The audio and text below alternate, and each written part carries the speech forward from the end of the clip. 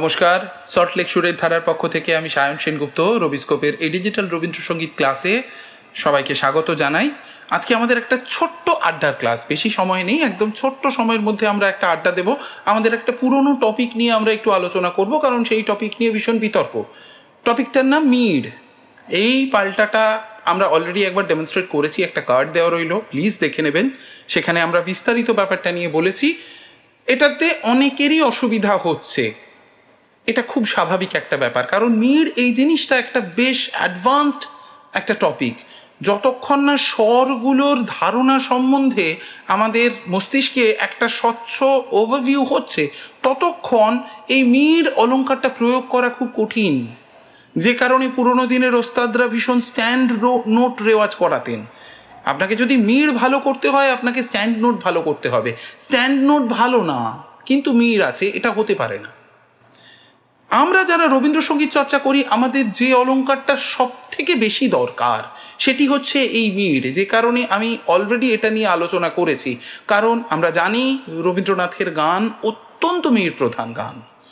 এবার এই মিড ব্যাপারটা কি আমি ওই ভিডিওয় বলার চেষ্টা করেছি, এবং আমি দেখিয়েছি যে কোনো পাল্টাকে আমরা মিডের পাল্টায় রূপান্তরিত করতে পারি, প্রধানত ছুটের পাল্টাগুলোকে।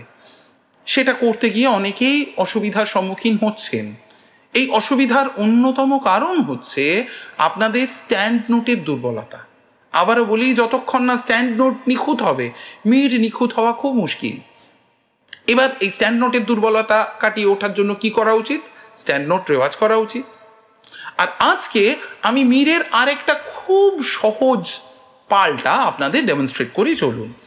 আমরা বলেছিলাম যে কোনো ছুটের পাল্টাকে আমরা মিডের পাল্টায় রূপান্তরিত করতে পারি।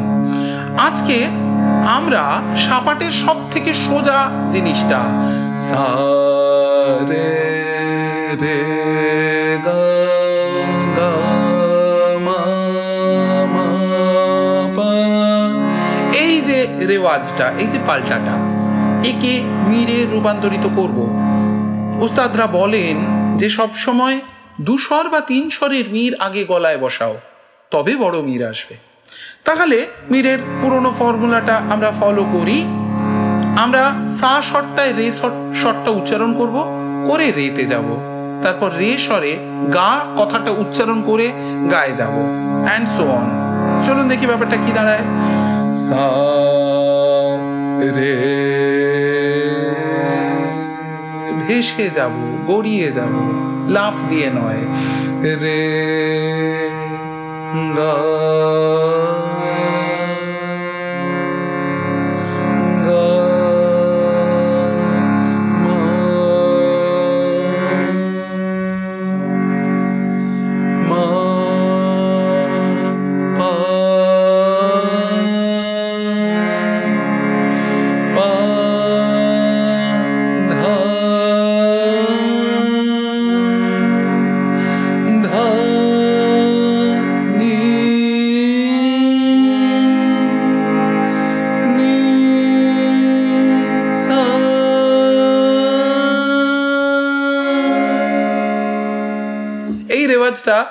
যিনি একটু মন দিয়ে করবেন তিনি ফিল করতে পারবেন। আমরা যখন এই বিলাভেল ঠাটে এই রেওয়াজটা করছি, তখন গা আর মা এদের মধ্যে যাওয়ার রাস্তাটা খুব কম, খুব ছোট্ট।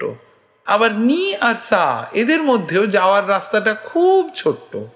কিন্তু সা আর রে বেশ খানিকটা জায়গা আছে, রে আর গা বেশ খানিকটা জায়গা আছে, মা আর পা বেশ খানিকটা জায়গা আছে, পা আর ধা বেশ খানিকটা, ধা আর নিও বেশ খানিকটা। এই রেওয়াজটা করতে করতে এই অনুভূতিটা আপনাকে পেতে হবে যে সায়ের থেকে রে বেশ খানিকটা দূরে, রে থেকে গা বেশ খানিকটা দূরে, মাঝখানে অনেকটা জায়গা আছে, কিন্তু গা আর মা একদম পাশাপাশি। আবার ঠিক একই রকম মা পা পা ধা ধা নি এদের মধ্যে অনেকটা করে জায়গা আছে, কিন্তু নি আর সা একদম গায়ে গায়ে। বুঝতেই পারছেন যারা ঠাটের ক্লাসটা মন দিয়ে করেছেন, ঠাটের ক্লাসটারও একটা কার্ড দেওয়া রইল এখানে। এইবার আমরা যখন ঠাট বদলাবো, এই গ্যাপগুলো বদলাতে বদলাতে যাবে। আজকে ঠাট বদলানোর প্রসঙ্গ বরং থাক, আমরা চলুন এই রেওয়াজটাই এবার ওপর থেকে নিচে নামবো। সা নি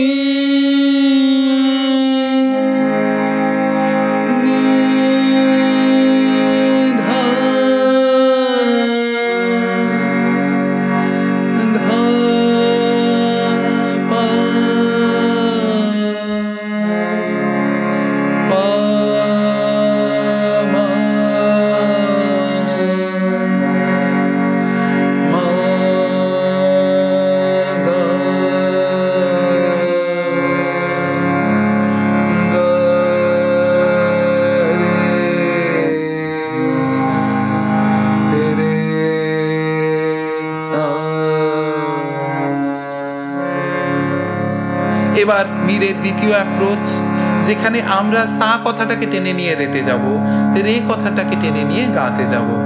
চলুন করি। সা রে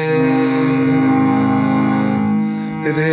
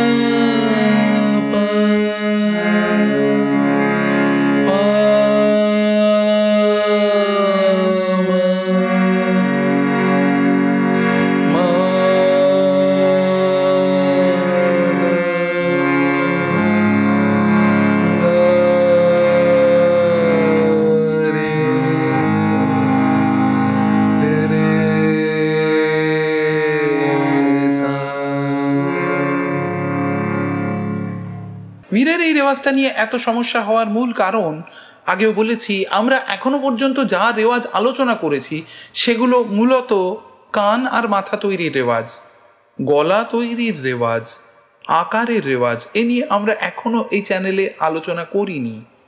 কিন্তু মীর এই অলঙ্কারটা, এটা কিন্তু আদতে একটা গলা তৈরির রেওয়াজ। ফলে ইন্টারমিডিয়েট লেভেলে আমরা রেওয়াজটাকে চর্চা করলাম বটে, কিন্তু এটা কিন্তু ধরাই যেতে পারে একটা অ্যাডভান্স স্টেজের রেওয়াজ। এবং যারা একটু আকার দিয়ে রেওয়াজ করতে পারেন তাদেরকে আমার অনুরোধ, এই রেওয়াজটাকে আকার দিয়েও করার চেষ্টা করবেন।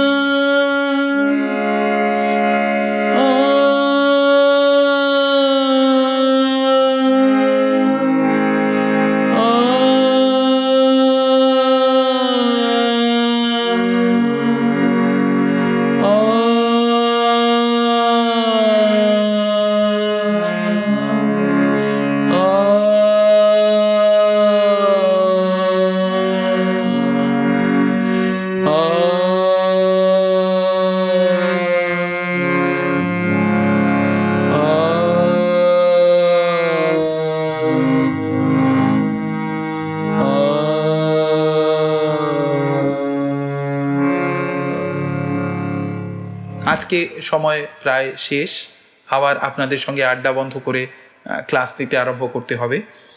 এই বছর বসন্তে আমরা বোধহয় একটু কম গান শিখলাম এখনো পর্যন্ত।